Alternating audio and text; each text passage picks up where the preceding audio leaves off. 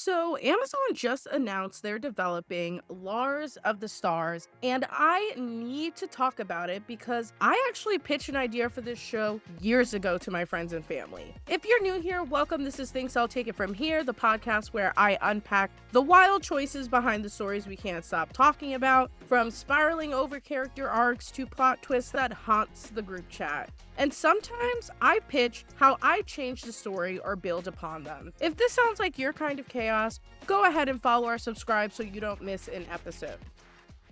All right, let's dive into what we actually know about the new Steven Universe spinoff, Lars of the Stars. So, it was officially announced at an animated festival that the series is headed to Amazon Prime Video, making a major shift from its Cartoon Network and Max origins. Or I guess HBO Max again?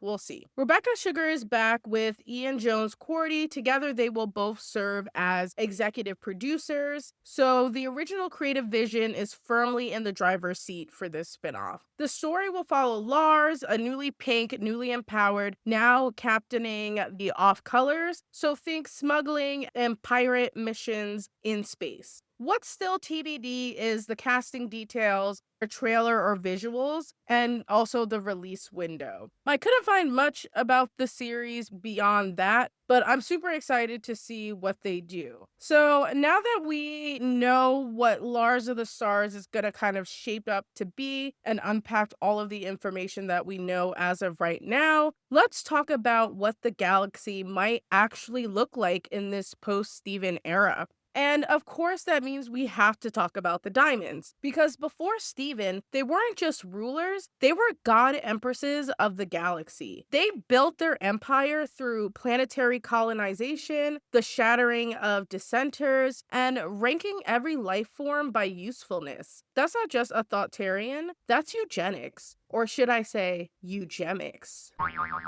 No? Okay. Jokes aside, the damage they caused was deep, widespread, and often irreparable. And while Stephen might have helped end their reign, the impact of their rule still lingers. The Diamonds face no real justice because Stephen forgave them, and that seems to be enough. And while that's meaningful for Stephen, what about the rest of the universe? The planets they drained, the gems they shattered, the people still living with the consequences, the civilizations that have been wiped from existence. This is a pattern I see all the time in TV and film. We fast forward to peace without showing the transition. A prime example of this is Avatar: The Last Airbender. Zuko becomes Fire Lord as we know at the end of the series, and we're told peace is on the horizon. But let's be real, there were definitely people who supported the Fire Nation's atrocities. Entire nations were grieving losses that couldn't be repaired. You don't think some Fire Nation citizen would have tried to start a Make the Fire Nation Great Again movement? You don't think Civil War was even on the table? This may have been briefly touched upon in the Avatar comics, but how incredible would it have been to see that transition on screen? Korra did show us a little bit of the politics behind the Avatar universe, but I think it would have been really cool to see more of that. Because there's no way everyone just went, okay, new leadership, we're good now. That's not how trauma works. That's not how empires dissolve. And the same thing applies to the diamonds. Now, this isn't a jab at the Steven Universe creators. In fact, I adore them and could easily do a whole series just praising their work. This is simply me sharing the kind of story I hope we get to see. Before I get into my pitch for what Lars of the Stars could become, let's talk about the inspiration behind my pitch. Because I just finished Andor and I'm still not over it.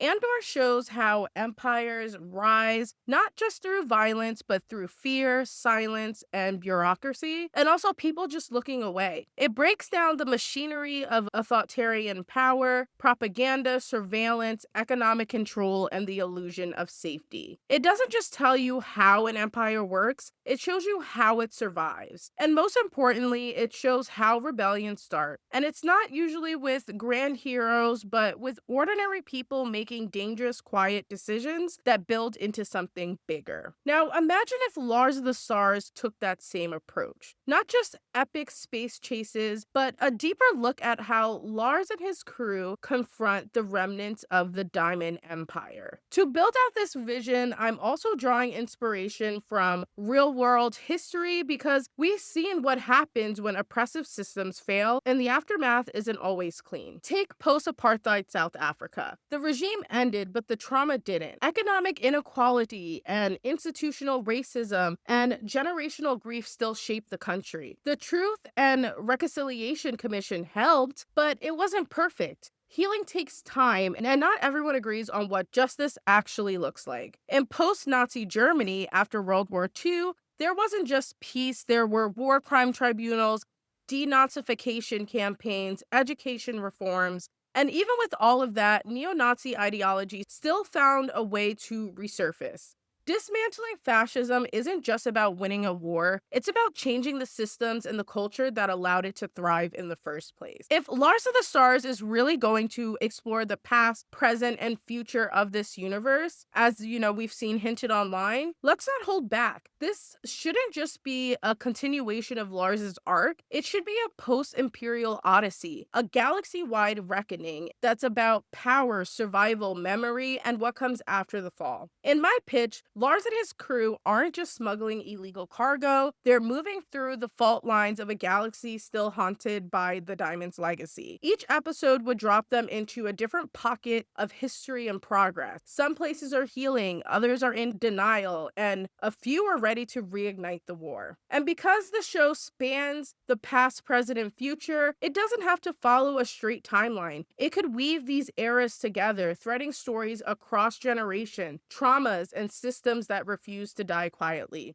Here's how I would structure the timeline. For the past, we would get glimpses of life under the Diamond regime before Steven, before Earth's rebellion, before any dream of peace. We could get flashbacks and fragmented memories revealing how colonization operated under the Diamond regime. For the present, this to me would be Lars's timeline. He and the Off-Colors are navigating a fractured galaxy where nothing is truly settled. Some colonies are rebuilding, others have turned lawless, and old and new ideologies are mutating into new dangerous forms, and Lars and his crew would constantly get caught in the middle whether they want to or not. For the future, I would make it a time when Lars has outlived his human family and friends, which is theoretically a distant future, but it is inevitable. And I think it's emotionally complex, and it would be interesting to see Lars dealing with that. So here are 2 episodes I'd pitch. One to open the season and one to close it. And it's meant to show the full spectrum of how Steven's message of peace and dismantling the Empire was received across the galaxy.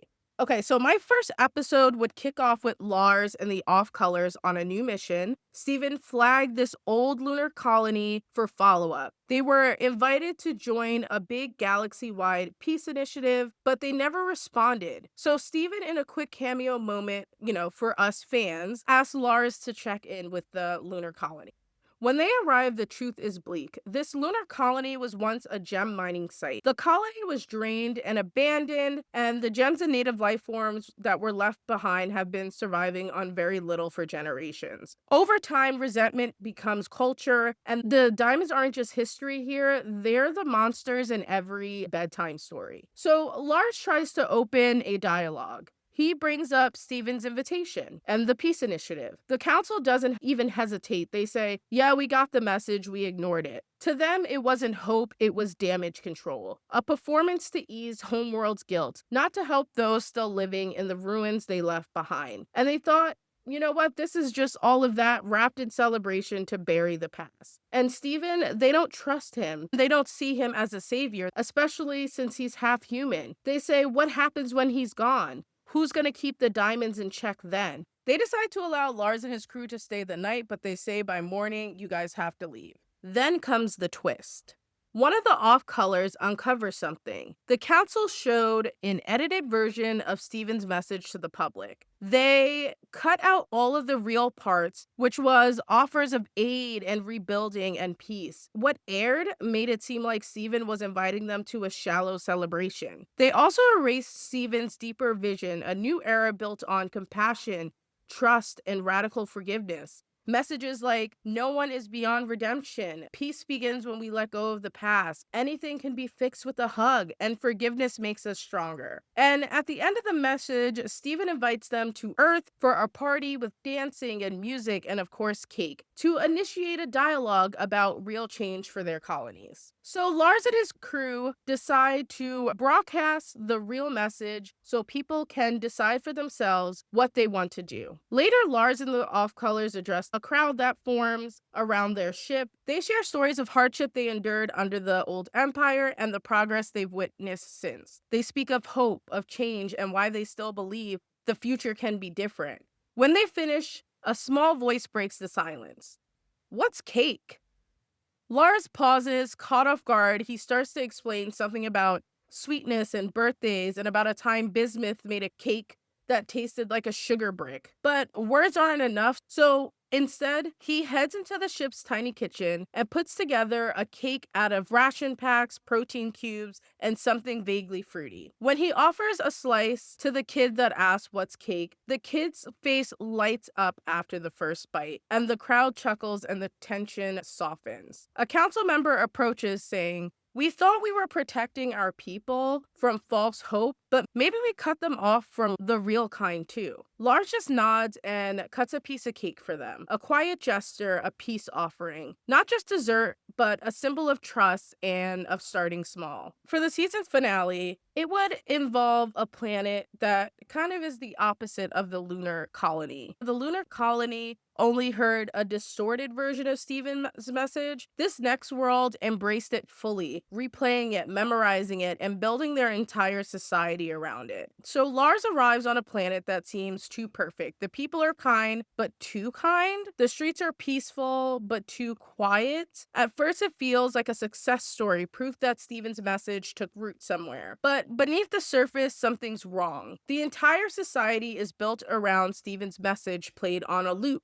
and taken literally and enforced as strict, unbreakable rules. What begins as a call for peace has been reshaped into a rigid code of conduct, leaving no space for nuance, personal growth, or real healing. The first rule: no one is beyond redemption. It sounds hopeful, but here it means that problems are quietly swept away. Next comes, peace begins when we let go of the past. But letting go means acting like things didn't happen. And history isn't remembered, it's buried. And talking about the old empire or even asking questions is seen as stirring up conflict and anti-progress. Then there's anything can be fixed with a hug. Instead of space to process or speak openly, people are pressured to perform peace. Hugs replace hard conversations. And finally, forgiveness makes us stronger. But here, forgiveness isn't earned, it's enforced.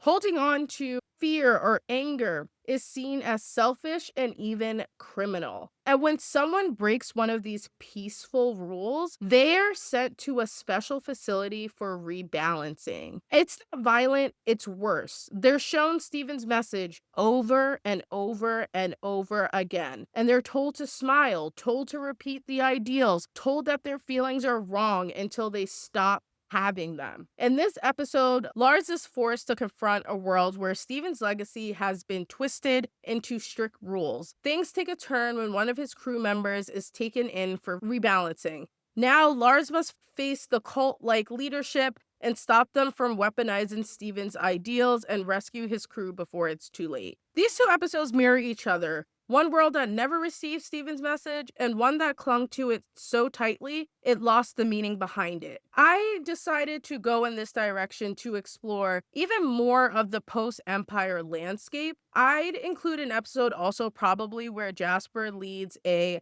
faction of gems determined to rebuild the empire, because to them, the Diamond Authority wasn't just a power, it was purpose. It gave them structure and identity and meaning. It's the only world they've ever known. They don't see the empire as tyranny, they see it as a necessary discipline. To them, Stephen didn't liberate the galaxy, he unraveled it. He broke the chain of command. These gems aren't chasing power, they're trying to preserve the only order they've ever trusted. And to them, rebuilding isn't regression, it's survival, a way to restore clarity and control. In their eyes, they aren't fighting Steven, they're saving the diamonds from him. Anyway, so that's my pitch. Let me know what you think on TikTok, Twitter, or Instagram at Take It From Here Pod. Maybe one day I'll get the chance to tell stories like this for real, ones that don't just entertain, but speak to a generation. But for now, I'm just excited to share my ideas about the shows, movies, and books that made us feel something. I have full confidence Rebecca and Ian will take the story somewhere incredible, and I can't wait to watch it all unfold and break it down on a future episode of the podcast. So thanks for listening to Thanks, I'll Take It From Here, and I'll see you next time.